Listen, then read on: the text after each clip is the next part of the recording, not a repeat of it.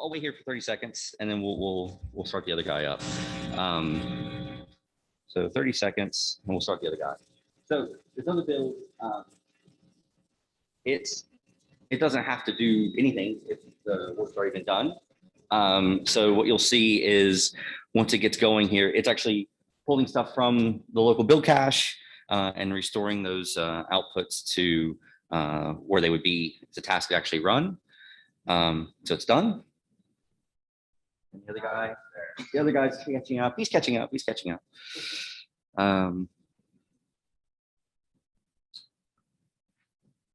So if you can imagine, you're in the shoes, you're writing the code, you're doing what Sterling does for a living, and you have the choice of living in the left side of the world over here, where you get almost instant feedback about what you're doing, or the right side of the world over here, where you get context switching. You have the, not abandon the work for a Slack message that came in or something while we're building. So that's kind of what we are practicing now and what we're pushing on the enterprise side of our business. We want to make the world better for developers. We feel a sense of responsibility about that. There's a IDC statistic that probably some of you have heard. I wouldn't be surprised if it was mentioned in 2 of the talks that 65% of the global GDP will be digitally transformed by the end of this year. We're on track for that. COVID has definitely accelerated a bit. But that means it's almost 2/3 of the goods and services that we pay for are software services, software products, right? That means we need developers. That means that developers are responsible for a large part of our quality of life, lifting all boats in the harbor system. So we think that businesses and business leaders have a responsibility to do as much as possible to make the creative flow of developers consistent, good, and a nice workflow that brings joy. So unfortunately, that's not really how the world works now for a lot of companies. A lot of people live with this type of schedule instead. Wake up in the morning, we're ready, we're fresh, we're going to start coding, and then we're going to wait for our local build. And the local build failed. Now we got to spend a bunch of time debugging it, and we fixed it, but now we're tired. We're going to go to lunch. We're going to get back. We're going to start coding again. We're going to wait for our local build. We debug the local build. It works this time, so we're going to push it to CI, and it fails in CI. And now we have to spend all this time investigating whatever it is, failures, flaky tests, something that wasn't consistent in the environment between these two things. And this is just a time suck, right? This is not how life should be for some of the most important workers on the planet now in 2021. So what is it that we're trying to solve? Well, for all of this kind of fancy talk about it, it's actually a very pragmatic and straightforward approach, where a lot of people, I think, just say, oh, I haven't really been paying attention to that in my business. Maybe we should start measuring that. Maybe we should start improving it. We're looking for specific productivity bottlenecks. So maybe a build time just takes too long. Maybe the cycle is just, it's like the example that Sterling was given earlier. It's just a build that takes a while to complete. So what are you doing during that time? Maybe you're working on something else. Maybe but the context switching is not helpful. We know that multitasking is not just, first of all, basically impossible for people. But we're finding out now that it's actually unhealthy. It's actually bad for our brains to try to do that. Sometimes it takes too long to fix. Something's broken, but there's a lot of back and forth between build engineers, developers. We're copying stuff, pasting stuff out of the console log, we're pulling, whatever from the environment, try to get those details over so we can debug. And then the worst one of all of these, the bottleneck that could have been prevented, right? The failure of the flaky test that the developer has to deal with, that could have been completely avoided altogether. People were paying attention to things like build time and actually creating actionable data. Software development at core is a creative and scientific process. And no matter how entrenched we get in our jobs and all the code we're writing, this is still true, right? We are creative, but we're also experimental, right? We have a hypothesis that this code is going to do what we think it's going to do. So we write the code, we build it. We need to know whether we did the right thing. So feedback as fast as possible. It's the only way to validate that what we did is correct. And if we're not getting that feedback as fast as it could be, our creative flow, our creative process gets interrupted. I think when a lot of us first learned how to code, you've written code before, it felt like this. Early on, you were doing something new, you were learning something new, it was bringing you joy, right? A hello world program or something like that kind of works immediately. But these were kind of simple projects, right? I mean, they were fast, they built immediate, fast feedback immediate. If it took you an hour to figure out if your hello world program actually said hello world, I don't think any of us would be able to prove. But the truth is, when I kind of advance, Sure. That we do live in a world now where successful enterprise projects have grown to a point where the build feedback just takes too long, the test feedback takes too long. It's ironic that the success of an enterprise project starts to impede the build performance. It starts to impede the experience of the developer working on that app. The more tendency you have, the more sub-projects you created, the more lines of code you've written. It takes longer and longer to finish that build and to get the feedback. So successful projects become harder and harder to work on. So at Gradle, we just want to accelerate developer productivity. We want to make developers happier, right? It's the creative process, the scientific process, but then the rewards, the little dopamine hits for us that allow us to really enjoy our jobs and enjoy the craft of writing code. Because this is what we were kind of getting at before, and we can kind of skim over this one. Right. These kind of metrics grow exponentially, number of repositories, dependencies, diversity of the tech stack, right? Polyglot projects, things like that. Tool chain efficiency degrades if it's not properly managed. On the next one. So with our practice, I really like to kind of reference this quote from Eric Pearson from the Intercontinental Hotel Group. I think it adequately sums up the state of the industry right now, which is that it's no longer the big beating the small, but the fast beating the slow. People who can get their features and functionality out to market faster, people who can satisfy their customers more quickly. Those are the ones who are effective at winning. So our practice of DPE wasn't born in a vacuum, right? Anyone familiar with theory of constraints, the goal, Red Phoenix project? Excellent. Okay, so what are these processes about? What have they been about since the 70s? Eliminating bottlenecks, right? Theory of constraints tells us that any organization mechanism, the person who invented this theory was a physicist, not a business person, and said that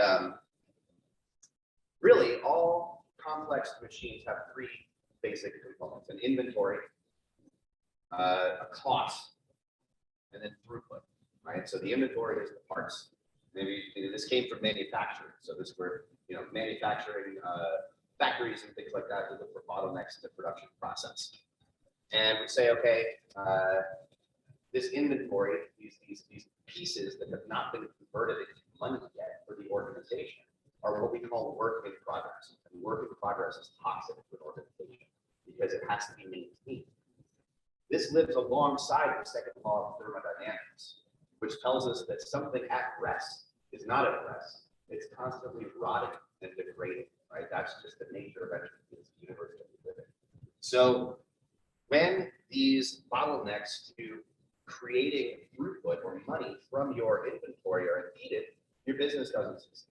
Okay? And that was where just-in-time manufacturing came from, and ultimately business process re-engineering, bringing us into practices like Agile and DevOps.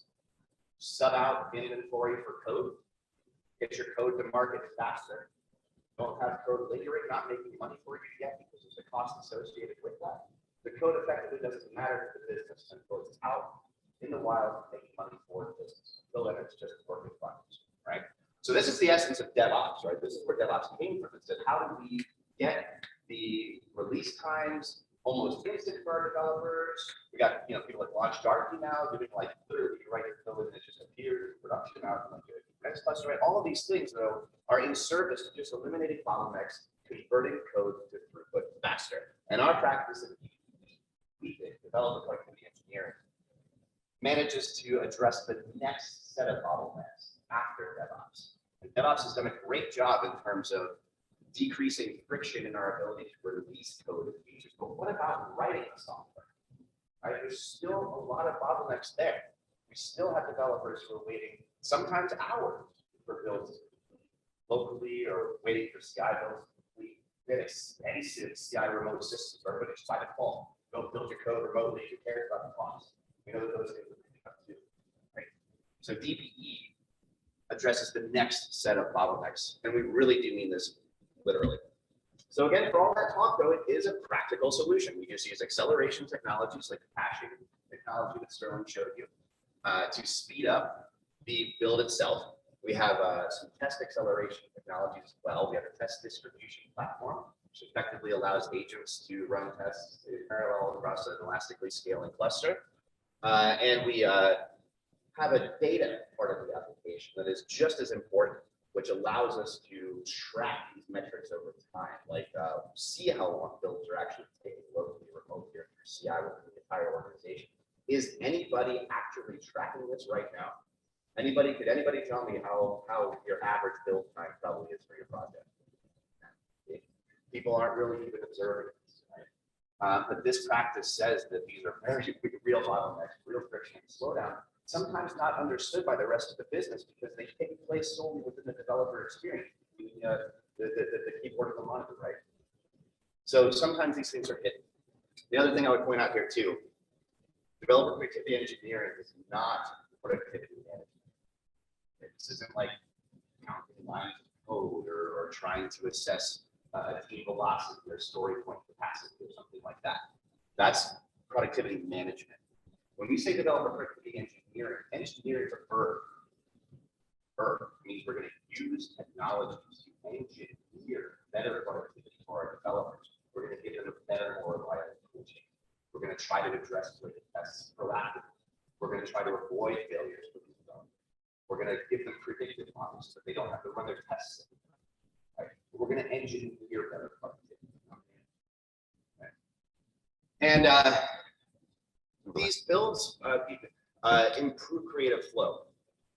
This is one of these, I just feel like in the industry, developers are kind of numb to these problems. We have to kind of wake up and be like, no, the world can be better. Because look at this. Team 1 has 11 developers with a 4-minute build time. If I asked any Java engineer if they thought a 4-minute build time was bad, what do you think they're going to say?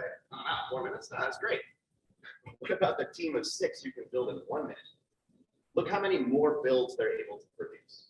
And the theory of constraints, work in progress to throughput, they tell us one thing it's been true in manufacturing and it's been true in software. But the people who can get their features out to production faster always win.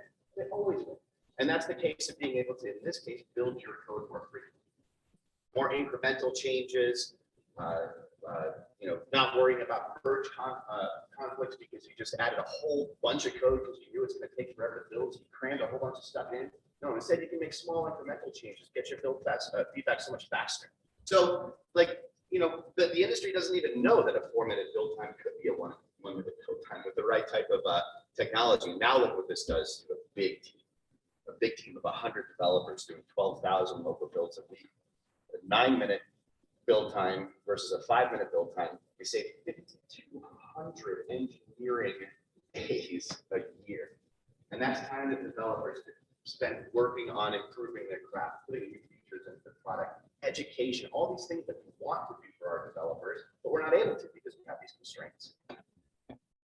So I'm going to pass it back over to Sterling to actually, that's the theory, but I'm going to let Sterling really break down the technical or the anatomy of this. Yeah. So I have some things to talk to you about each of these things, and we'll go into some examples, hands-on things in a second. So I showed you the build cache. Justin mentioned that we also have test distribution, which is about sending local tests out to a cluster to run. So we'll look at next, I think, is build scans, and then we'll talk about these other ones. So a build scan is I'm blanking on my thoughts. A build scan is a collection of data about your build. So build times, like how long did something run? Did they run in parallel? What flags did you use? What version of Java did you use? What version of Gradle did you use? all those sort of things, test information, and it aggregates it all into this one report that's published from local builds, published from CI builds, and it lets you take those things, take that data and share it in your organization. That lets you have like a kind of a one-stop shop to go look at and say, like, I have a question about what this build is doing. Here's where I can go and look. I don't have to run any special commands or anything like that to see it locally. So creating a build scan with Gradle is pretty simple. It's built in. You can do just --scan and it will send it to our free build scan service. We also support creating build scans with Maven. So there's a little block here. If you go to scans.gradle.com, you can see the stuff and actually copy and paste it.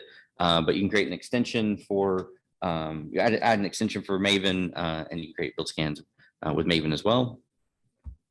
So I'm going to show you a Gradle build here that I will create. Let's see. And everybody see that okay? If I need to make it bigger or anything?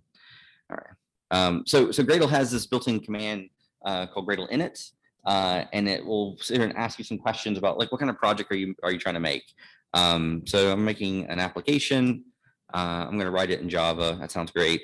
I want it to be kind of split up already, so I don't have to do that later. And I can pick which build language do I want to use. Do I want to write my build scripts in Groovy? Do I want to write my build scripts in Kotlin? We can stick with Groovy. It's fine. And then based on the directory name you're in, it gives you an example name, a default name that you start with for your project, and what packages you want to use and all that.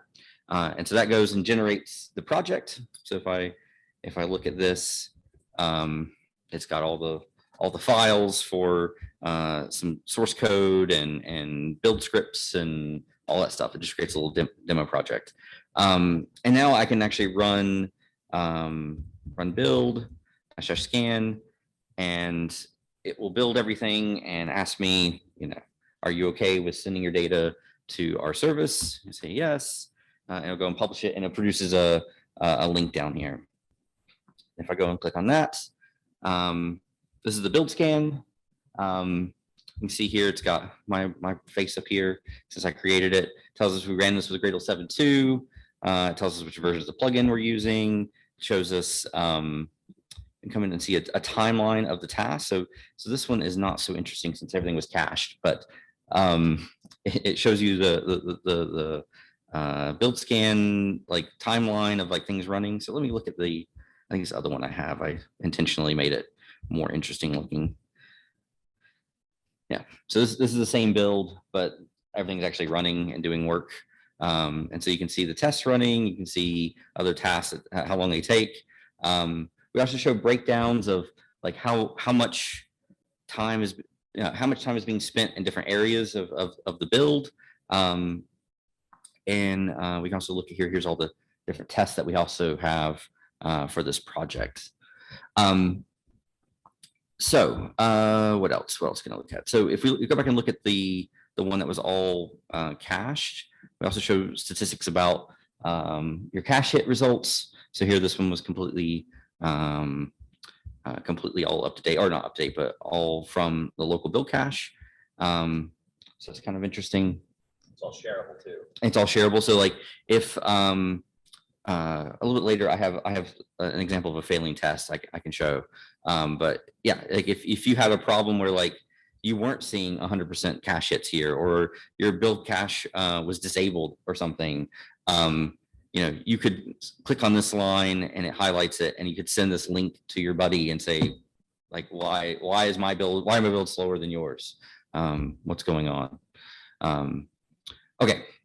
So, and just to show that it's not just a Gradle thing, we also have Maven build scans. This is a different project, but it has a similar kind of thing. You can see the goals that ran and the timeline that they ran in. You can see test results if this one had run tests. You can see the same breakdown of like how long it took to do certain things in the build itself, which is all very interesting. So what makes this, I think, really, really important or really interesting is that this is me supposed to be talking about this, right? we had to discuss this before. but Yeah. no, this was your- Yeah. Okay. And so one of the things that can happen is if you don't have kind of a historical record of builds that are happening and like information about what are the builds, what's happening in the builds right now, it's really easy for problems to sneak in. And this is why we think, you have to apply kind of an engineering mindset to keeping things going and keeping things, keeping people happy. So these are some examples, like things that can sneak in. Someone could deploy, a new version of Java to your CI fleet, and now they all are running a different version than what all your developers are using, and now they don't get cache hits, right? So CI is building with Java 11, all developers are running Java 8. Gradle looks at that and says, well, the developer wants Java 8. The cache entry only has Java 11. I can't use that. It's not going to work. But you can also sneak in other little small changes, like someone checks in a bunch of code that's they're using like a bad plugin or something in your build, and it takes a lot longer. That can also really hurt performance. Or you open up a new office and it's really far from where your cache server is, right? And now all the developers over there, they don't see any benefit of using this build cache, and they like start asking you like, how do I turn it off? Because I'm tired of waiting. I used to do consulting for Gradle before. When I was also doing development for it, and it was a real question that we were asked: how do I turn off the build cache when I'm on the bus? Right, because they would be sitting on the bus for an hour riding home, and they wanted to be able to turn off the build cache so that because it was the bus Wi-Fi was just so terrible. So you can observe a lot. You can observe a lot just by watching. You can see a lot of things just by watching what's going on. So some other sections we're going to talk about: failure analytics and trends. So failure analytics has to do with, you've got build scan information. It's got information about where your time is being spent in the build. But we also collect test execution. So we can start looking at how often are tests running, how often are tests failing, what kind of test failures are people seeing. And the idea here is to be able to apply engineering to that and say, we see these common problems. We see these flaking tests. We see these frequently read tests, frequently failing tests, and we're going to fix them, right? We're going to eliminate the problems before other developers run into them. And then we also have this idea of trends and insights. So not only are you looking at the failures and kind of narrowing down on those or zooming in on those. We also have trends of your builds over time. So is my build getting slower over 6 months, or is the number of tests I'm running? This happened in Gradle Build tool where someone checked in something that accidentally disabled all of our integration tests for a week. And we were all very happy. The CI feedback was great. But when we went and looked at our charts, we're like, why is there this big cliff where no tests are running all of a sudden? Like, what happened? So these things can happen even when you're kind of like thinking about it and worrying about it all the time. So here I have some links here. Of course, as a Gradle Build tool, as part of Gradle, we dog food things. So we have our own instance of Gradle Enterprise. And this is the dashboard for it. So these are actually the builds that are happening right now. So here's Tom is running some build, and his test failed or something, I think. I'll probably have a message on Slack about that now. But yeah, you can see these are all the builds are running. These TC agents are CI builds that are running. We have performance trends and everything you can look at and see, like here are all our builds. The green are the actual builds doing work, and the gray is time saved by using build cache. Let's see, what's the other link I had? So this is the one chart that I look at maybe every week. And in Gradle Build tool, we have kind of a culture of, you know, looking at something like this, and if we see a really bad problem, people will jump on it and say, like, I'm going to fix this. Because when I look at this chart, I see this as pain for my other developers. Like each of these represents a build that failed, or at least the yellow side, the flaky side. These represent builds that could have failed and need attention. And so like we look at these, we set aside a day at the end of our releases to take a look at this and pick out like the top, 10 flaky tests and go and actually go and fix it. And I look at this as like, I kind of get like a gut feeling of like, when these numbers get too high being like, 2% or something like that, then I start getting grumpy and telling people they need to fix things. One of the cool things that have just been added in the last release is this trend line here, and this really helps you at a glance to see that there are tests here that are flaky. I don't see if I can find any good examples of it, but like it's a little strange that all these tests kind of are all flaky at the same time, or failed all at the same time. So maybe that means there's some external cause to it or something. But you have other tests where you'll see something flaky and then it goes away. I guess we haven't fixed things in a while, but where you'll see on this graph where it'll be yellow for the first part, and then somebody will come in and see it and go, oh, this is not right. This should be fixed. They go and fix it, and then the flakiness goes away for the rest of the week. It's all really cool. So here is a build scan for a test failure. So this is a overview page of one of our builds from CI, and I had one of the test failures. So it shows you, I have passed tests, I have failed tests. We have these other things that are called class not selected, which is a whole nother thing we could talk about in a bit. But anyways, so if this was my build and I don't understand, I'm a new guy, I don't understand what's this failure is about. I click into it and I see the output from the actual test. I can go here and select a line and send that to my my mentor and say, what does this mean? I've never seen this failure before. Or maybe it works the other way, where the new guy sends this build scan to me and I look at it and I go, oh yeah, I know exactly what this thing means. You need to just go and, play with this this setting or whatever it is. So this is really helpful for collaboration. I was talking to someone yesterday, like this also kind of summary of like when something fails, having someone give you a warm fuzzy that other people are seeing it. So like in this one, it's saying for this particular test in the last 7 days, most of the time it passes, 632 times it passes, 31 times it's failed, and 2 times it's been flaky. That gives me a clue that maybe it's not me, maybe it's other people are suffering from this as well. So yeah, I find it really helpful for me, at least mentoring and everything, getting new people going.